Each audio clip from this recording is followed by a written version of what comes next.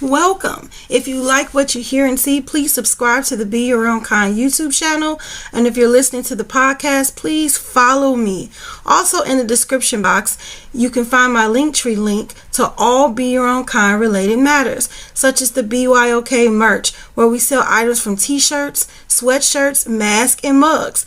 Also, you will find our website and the links to my social media. Also, we are always looking to collaborate with others, such as business owners, vloggers, bloggers, or just if you simply want to share your story.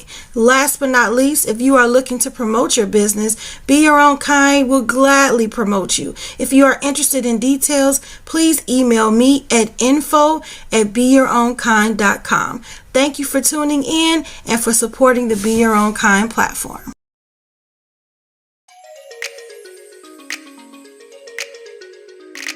Treasure Glitz customizes stem and stemless glasses, mugs, shot glasses, you name it. I love showing off my personalized glasses.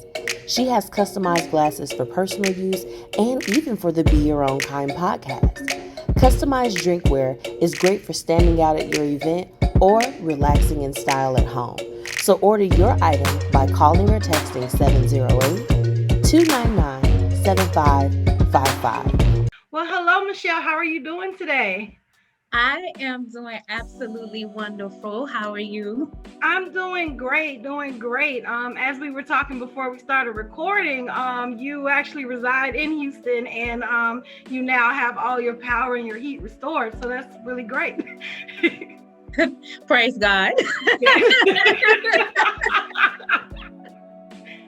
So just to give a short introduction of Michelle, she is an author and a philanthropist. She is super dope. You must check her out on her email.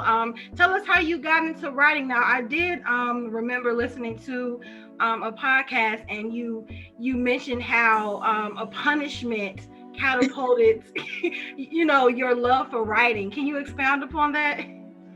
Yes, ma'am, I can. So, yes, my writing started at the age of 18, and it was the cause of a punishment. I was being a disrespectful teenager at that time, talking back to my aunt, and she went and she told my grandmother what it was that I did. And, growing up under your grandparents, it's just a different kind of teaching from kids of today. They will never know what that old school rearing is like. Right. But, my generation and generations before me will definitely understand where I'm going with this. And so, my grandmother, she didn't tolerate a lot of disrespectful talk. My grandfather as well, because both of them raised me. And so she put me in a punishment that only I could take. So she took everything away from me. I was on punishment for a week. It felt like forever. And I could not engage with anybody. The only time that I could come out was when it was time for me to eat or have a restroom break. Other than that, the room became my best friend. And so there was no TV, no telephone, nothing. And I could not, use school as an escape from the punishment because it happened during the summertime. And so, yeah, that was very crushing.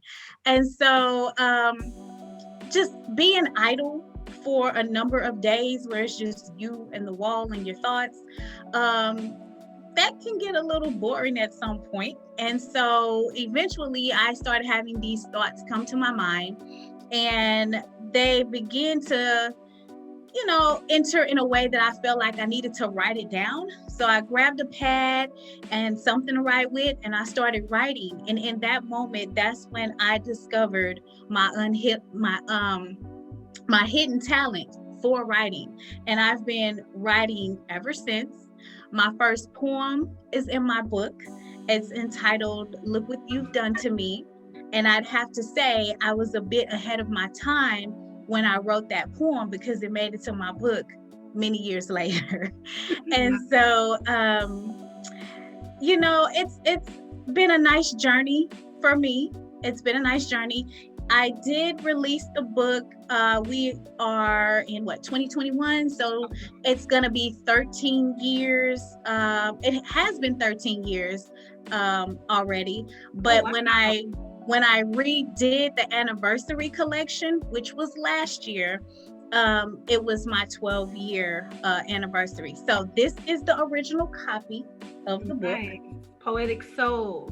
Unspoken Roots. This is the original Nice. copy. Uh-huh. Yeah, I was quite young. This is me on the cover. And as you can see, I did an evolution because 12 years later, here is the anniversary edition of the book, which you can Nice. see, you know, the poster behind me. And in here, I've added 5 additional poems. Okay. And I've also added some images that wasn't in the original book. Okay. And it's basically taking the new readers to a walk in time where you can kind of get a feel for what I did back then and then bringing you up to speed to where I am today. And so it's been a wonderful experience. I would like to give a shout out to my publishing company, Great Publishing Company. They did my book, both books. They did both books for me. Nice. And I'm excited. I'm really excited about it. And I'm just looking forward to continue to push it so that people can become familiar with me, become familiar with my work. And, you know, I can use it as a tool to inspire people. Nice. I love that. And where can we find your book?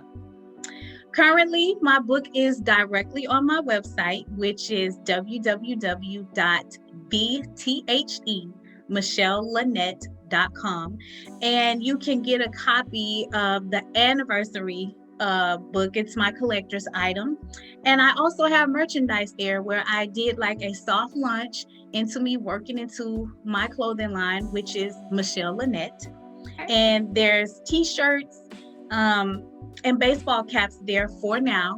And I did that because I wanted to kind of dabble into fashion.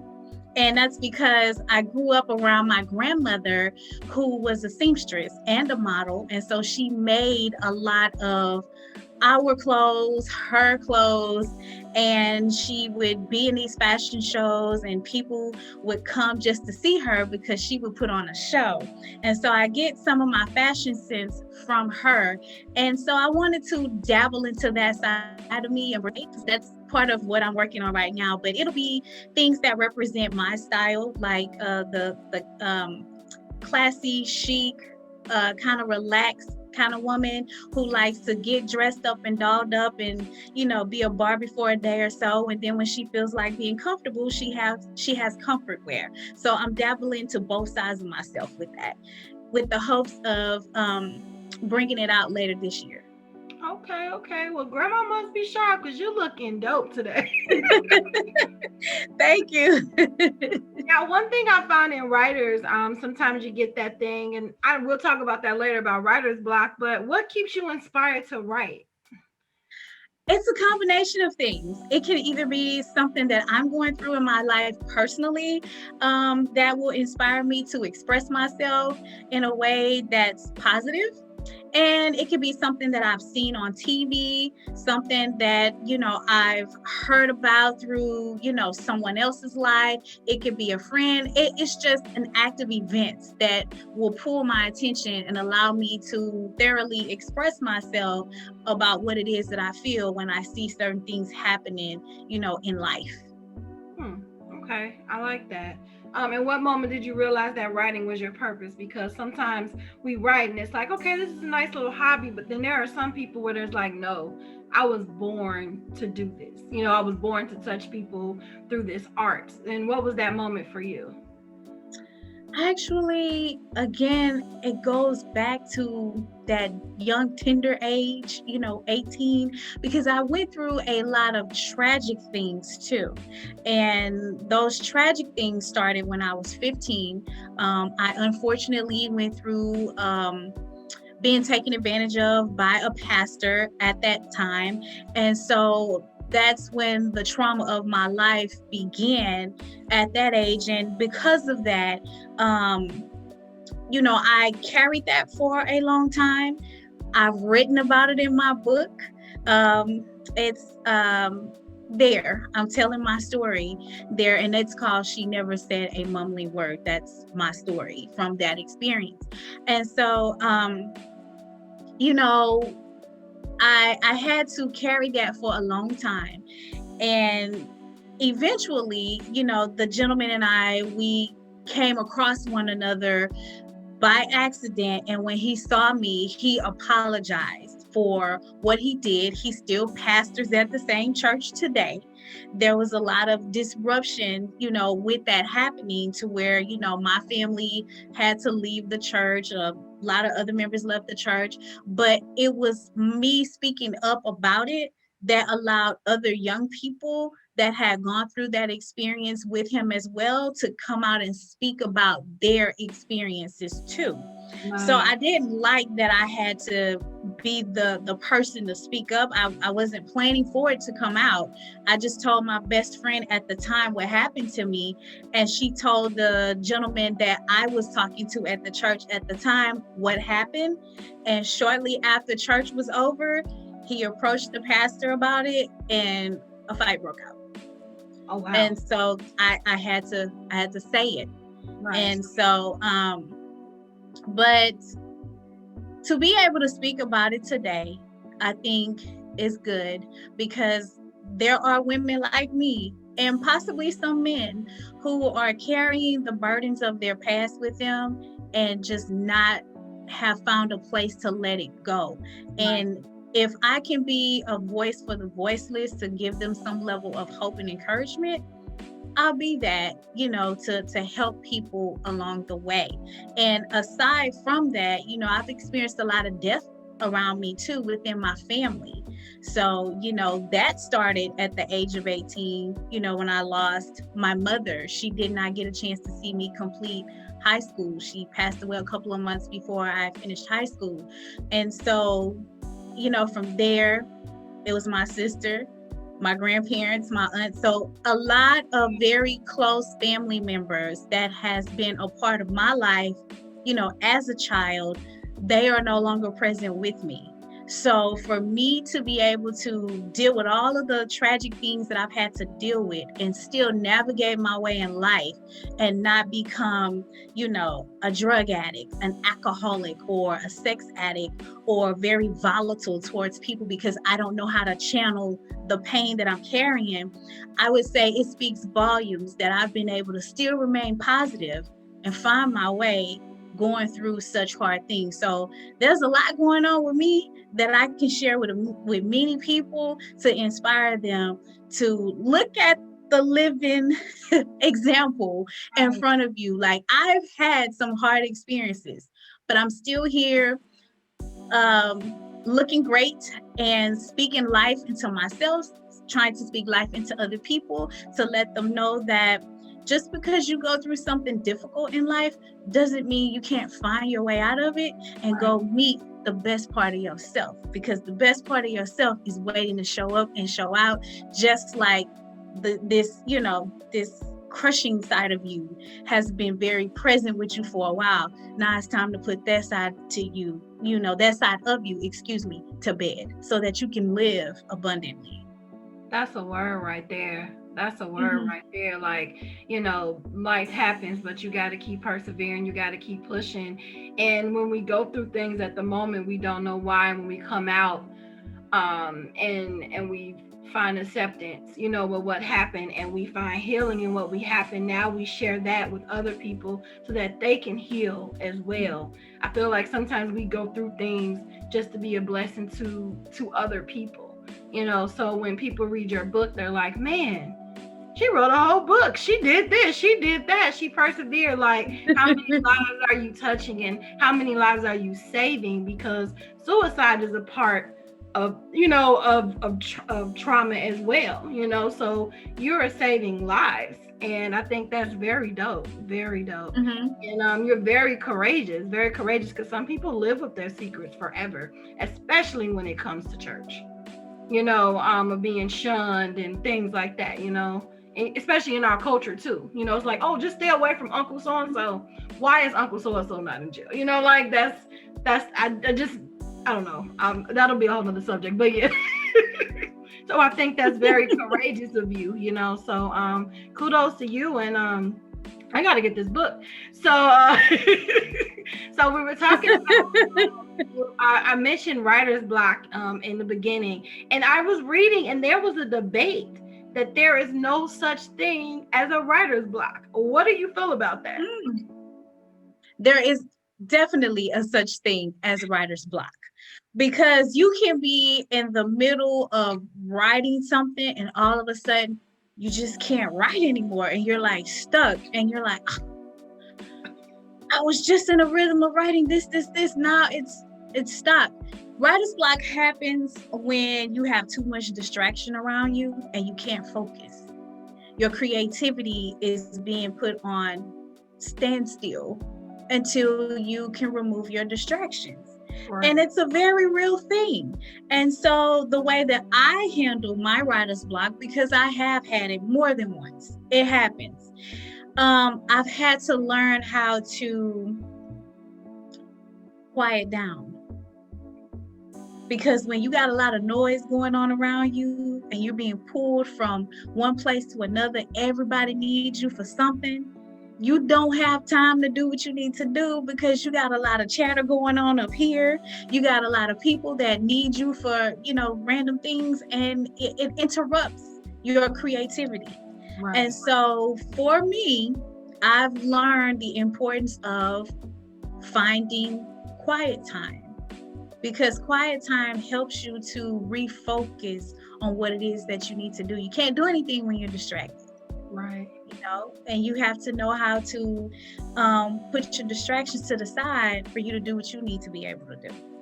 That makes a lot of sense. And for those writers that even when they try to eliminate distractions, but they still can't find any inspiration, what advice would you have to those writers?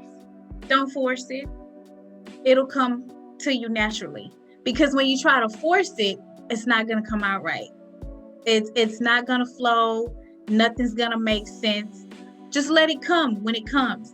Even if it comes to you at the most awkward times, which that will happen, you have to take a moment to have your pad and your pen or your phone or your iPad, whatever it is that you have, to immediately write down what it is that's in you that you need to get out so that you won't forget to do it, Yeah, because it comes in an inopportune time. You could just be like brushing your hair, like, and then you're done. And when you're done brushing your hair, the moment is exploded. So you are right about keeping some type of writing pad or something around you, because thoughts float. Mm-hmm. Yeah. So that's good advice. So in addition to being an author, you are also a motivational speaker and a philanthropist and a business owner. Michelle Lynette is a brand, y'all. It's not just a name. Can you tell us a little bit about your company, Michelle Lynette Enterprises? Okay. Michelle Lynette Enterprises is basically, it's a multi-brand business. I have my hands in a lot of different things. I am doing my philanthropy work, where I work with elders, women, and children, which is a private company I have called EWC, and I'll get into that a little later.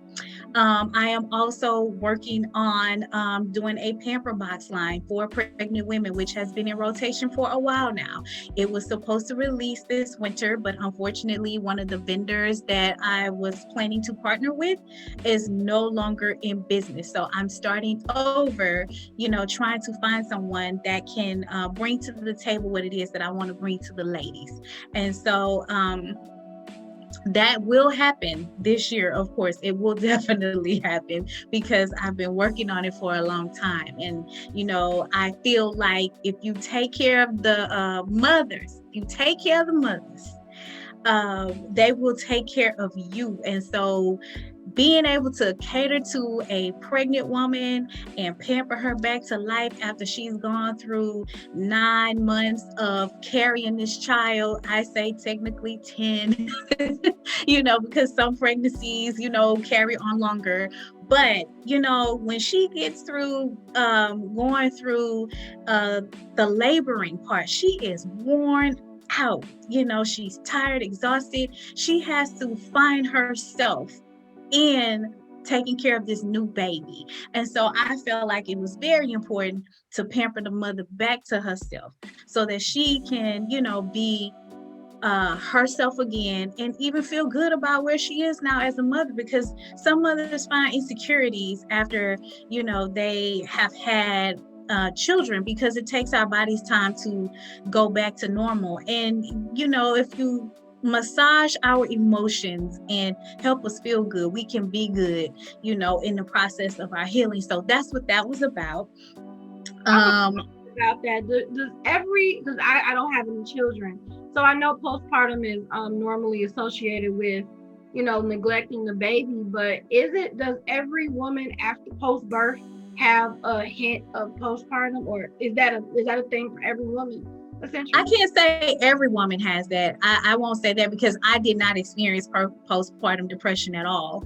So it's not my story, but it is the story of so many other women. What I experienced was pain, and I think I was in too much pain to be feeling depressed. Because I had cesareans with my kids. So I was just trying to figure out how to get past the pain so I can walk again.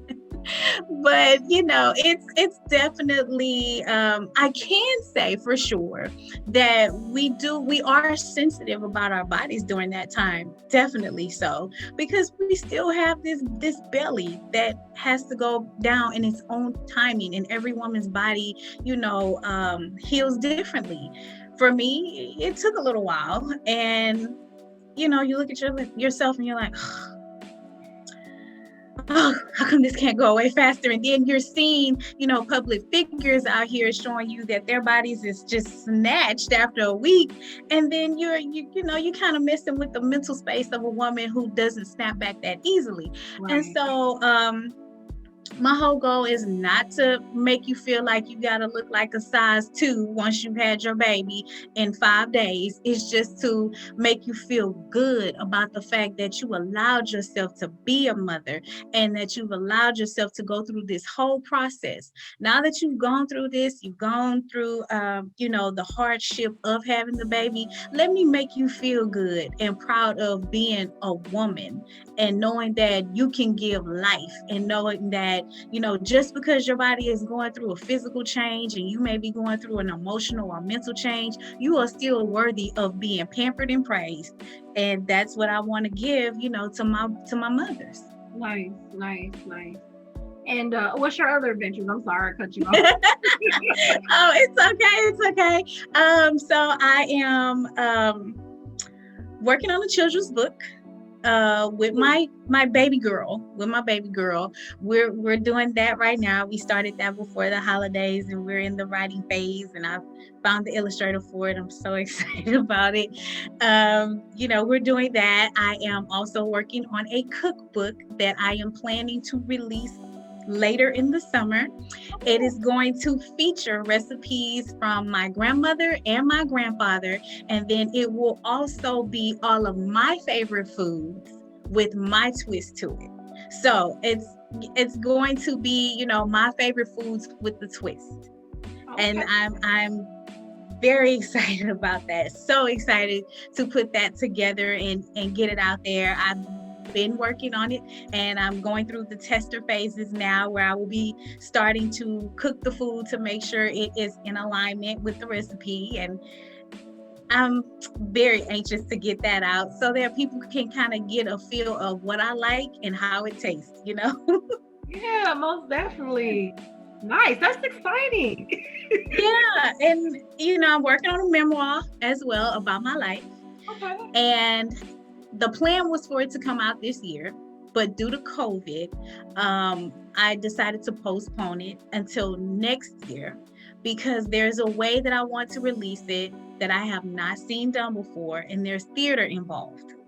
And so I want the people to be able to come in and experience that with me, and they can't experience that with me online. So I just said I will put it off, because this is how I see it, and this is how I want to deliver it.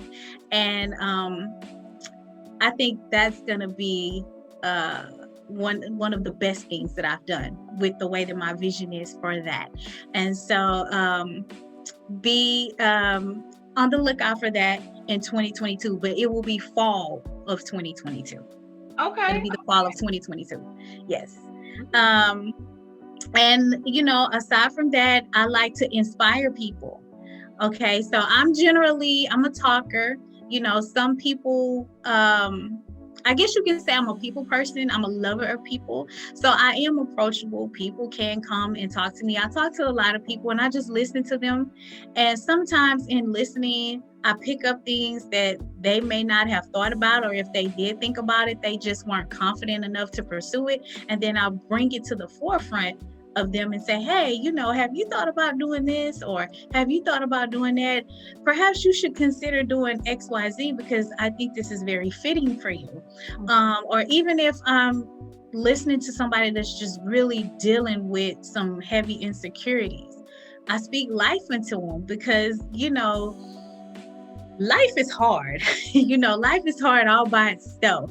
And a lot of people don't have somebody that can really help boost them in a positive space to where they don't have to deal with the stresses of the world. And if I can be a person that can encourage you to see life differently and make a decision on meeting the best version of yourself, then I want to be that, because every person I feel deserves to be who God put them here to be without feeling any type of insecurity about it or worried about if people are going to view them differently just because it's not what people think they should be or how they should live their lives. We all come here with a purpose. Right. And my purpose is not your purpose and your purpose is not mine. And so with that being said, I just want to encourage people to take the opportunity to get to know you and allow the best version of you to show up and live. And that's what I'm doing. So many things that, I have on my list of things to do. I even want to do a program helping, teenage girls and boys, and I'm even considering starting it at a younger age, maybe kids that are in 3rd or 4th grade. And it's a program that will help little boys, little girls, teenagers, both male and female, learn how to be ladies and gentlemen again. Because when I came up, I was involved in programs that taught me how to be a lady. Okay. These kids don't have that anymore. What they have is the internet. What they have is a lot of twerking. What they have is a lot of stupid talk. And it's just like, who are you? Is this my next generation? Are you going to lead me in the future? When I'm in my old age, I don't think I want you to lead me in my old age. They have taken out the yes ma'am, the no ma'am. They've taken out the respect that kids should have. And, being a lady, class is not taught anymore. No. Class is not taught anymore. Being a gentleman is not taught anymore. When I tell you I'm so sick of seeing these boys showing off their bottoms, like, what is wrong with you?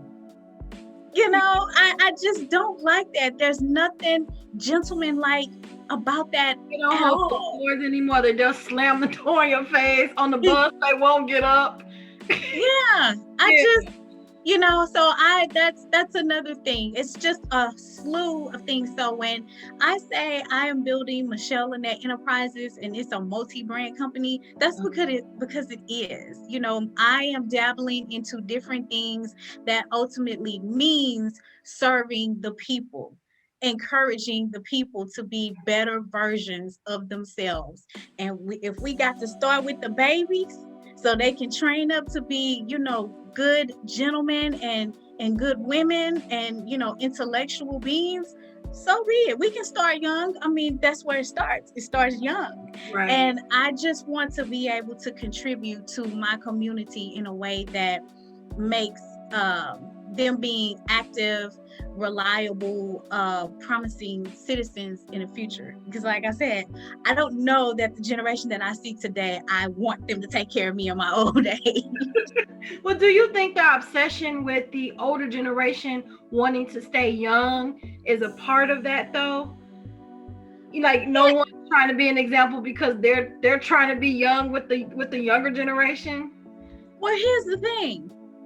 If you still trying to live like you're 20 years old and you've passed that season already, then there's something wrong with you. Maybe you're a late bloomer and you're trying to catch up, with your youth. But there are seasons for a reason. There are 4 seasons, with fall, winter, spring, and summer. We get 4 seasons, right? It's the same thing with our life. We have stages of our life that are broken down in seasons. I mean, you only have so much time to be a baby, and then you move into your infant stage, and then you move into being like a kid. Then you have your adolescent years, and here you are, you're adult for, once you hit 18, the law recognizes you as an adult. Yes, you're still old enough to get in trouble, but young enough to still need your parents. But from 18 to the time you expire, you are grown for the rest of your life. You have more time to be an adult than you have to be a child. And so I just think that, if it's the older generation trying to keep up with the younger generation, you have no purpose for that because you've lived your time. Right. Go. That doesn't necessarily mean you can't have youthful moments. You can. Right. But you are no longer in this stage of your life now. There is some part of you that have you have to start being the example to these young people, because if you acting like them, do you really think they're gonna respect you if you acting like them? Right. It's like you're a peer. Right. And you're not on the same level at all. You're way up here and they're right here. Right. It's not gonna work. They should be learning from you, essentially, not the other way around. I tell my kids all the time, I say, I really can't wait to become an elder. And they would say, who says that? Who goes around saying that? I say it because it's just certain things that elders can get away with. People will excuse it, and I'm looking for that time to come. But for the most part, I want to be able to look back at these kids, my kids, and their kids, and just watch and see how they form and how they blossom and see where they end. It will be nice to see. But if I'm trying to be like them, then it's something wrong with me. I'm still trying to, if I'm still trying to do what you do, it's something wrong with me. If you doing a twerking challenge, it's like I mean, I embrace getting older. I may look younger, which is fine, but I embrace aging. I embrace it. And you're right, there's nothing wrong with fun. Not even twerking has its appropriate time. But when you're consumed with the younger culture, I think that's when it is a little disconnect there. So I agree with you. Yeah. Yeah. So can you expound a little bit on the elder women and children component? Absolutely. So Elders, Women, and Children, EWC. It is a private company that I created 5 years ago with my children. And it started from me just thinking about what could I do at the holiday season for the elders. And so what I decided to do was purchase gifts and treats and take it to the elder community. And I made my girls go with me at the time because I wanted them to understand the importance of giving back. Right. And I also wanted the elders to know many of them don't have family. It's a very sensitive time of the year for them. And some of them do have family. But whether they have family or not, I wanted to be the person to show them that there's somebody out here thinking about you. You are not alone. Merry Christmas to you. Happy New Year. Let me be a blessing and put a smile on your face. And it was such a success that I decided to continue it. And so this past December, my kids and I, we took 90 gifts to 90 seniors this past Christmas. And unfortunately, we couldn't engage with them because of COVID, but I was able to get pictures from that experience, and it was so heartwarming to me. I was quite emotional about it, but I enjoyed it because I was able to put a smile on their faces, especially during this time, COVID. I wanted to make sure that they definitely got something. And so, plus, I'm very sensitive towards elder people because my grandparents raised me, as I said, and that's a part of why I did that.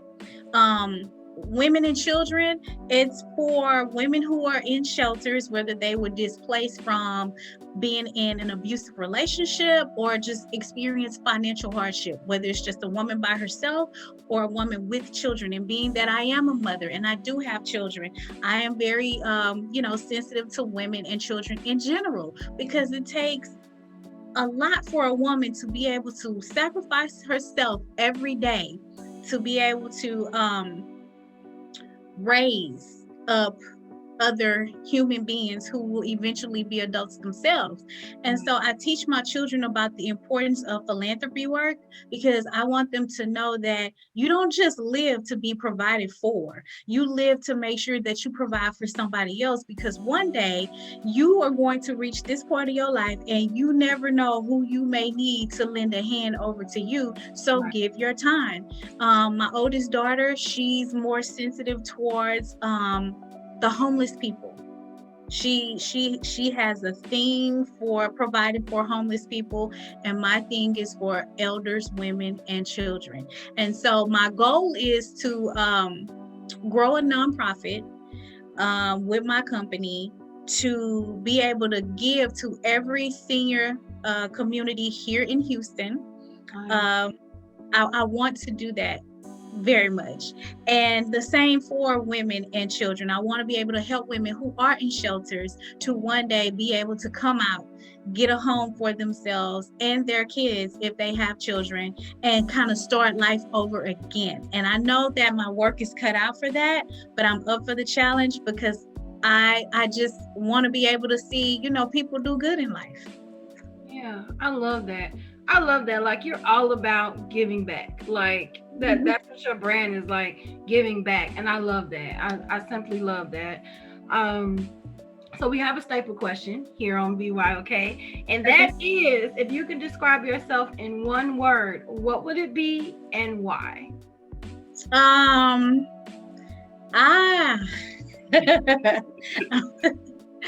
In one word, what would I describe myself? I would have to say genuine. I would have to say genuine. And that's because I genuinely care about the well-being of other people. I'm more of a giver than I am a taker. And the one thing that I notice about myself is that I sacrifice myself a whole lot, to see a smile on other people's face. And that has gotten me some hurt along the way, but it's just a part of my character. It's just a part of my character. I really like to see people be in a better place in life. But the strength in that is, even after getting burnt, you still give. Because some people stop and they get bitter. They're like, I'm never doing this again. But the beauty is, you don't allow a couple of bad apples to stop you from being true to who you are and giving and helping someone else. So I love that. Yeah, I do. So you know what? This was a great conversation. Like, I just look forward to everything that you're doing. You got to grab the book, guys, because I definitely am. I wanna read the poems. I want to know. Well, I appreciate you allowing me to come on your platform and speak to your listeners. And let me just say to your listeners, for those of you who are now being introduced to me, thank you for taking the time to listen and learn a little bit about who I am as a person, and as, an author, as a businesswoman, as an inspirational leader and a philanthropist. I'm just a bundle of God's blessing. I like to say that. And just follow me on all of my platforms. You can find me on Instagram, Facebook, YouTube, and LinkedIn. I am all under the THE Michelle Lynette. And again, you can go to my website, which can also link you to my platforms at www.themichelleLynette.com. And I look forward to having you guys, journey with me as I continue to grow in my calling. Okay, awesome. That was my next question. Where can they follow you? But you handled it. You got it. All right, Michelle. Thank you so much for being a part of the BYOK platform. I've learned so much from you, and I hope listeners that you have too. Don't forget to give back and not only be kind to yourself, but to spread that kindness to others as well. Until next time, take care. Bye. Bye. Thank you. Thank you.